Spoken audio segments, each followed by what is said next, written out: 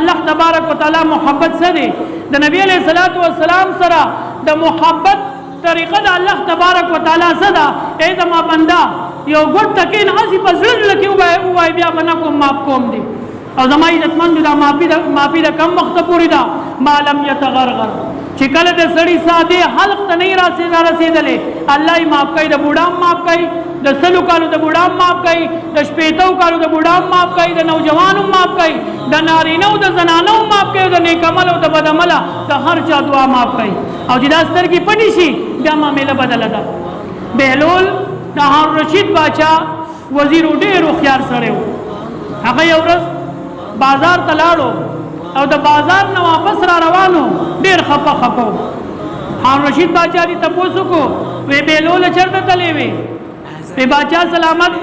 بازار ته تللی وم سله تللی وې وی باچا سلامت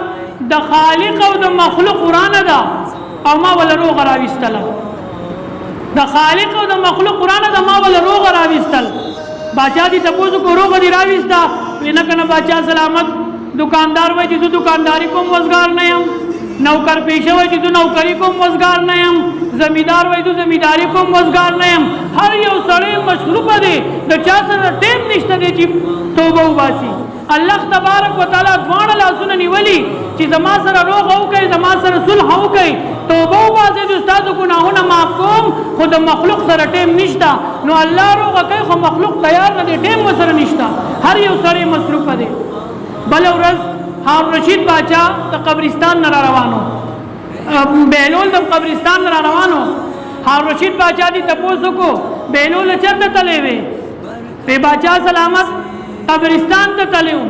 سلام تللی وې په باچا سلامت د خالق او د مخلوق قرآن او روغه می ولا راایستله د الله او د مخلوق قرآن د روغه می ولا راایستل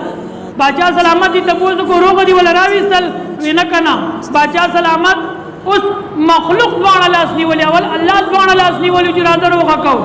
اس مخلوق په قبرونو کې جاړي چغي وایي چغاري وایي جړا کوي پریادونه کوي دوان لاسونه نیولې ونن الله تبارک وتعالى روغه نه کوي نو زما عزتمندو دا د روغي ټیم دی دا د توبې ټیم دی دا د خپل ګناهونو د معاف کولو ټیم دی نو که زمونږ نه په مانځه کې غلطي شوي تعلق یې د حقوق الله سره دی که زمونږ نه په زکات حج عمره کې کوتاهي شوي د دې ګناه تعلق د حقوق الله سره دی که زمونږ نه په اوداسو په غسل کې کوتاهي شوي د دې تعلق د حقوق الله سره دی او د پولیس رات دا شپږ مرحله الله تبارک وتعالى د حقوق الله نه ګرځولي نو د حقوق الله په بنا باندې د الله سره صلح ډېر اسانه ده او د الله سره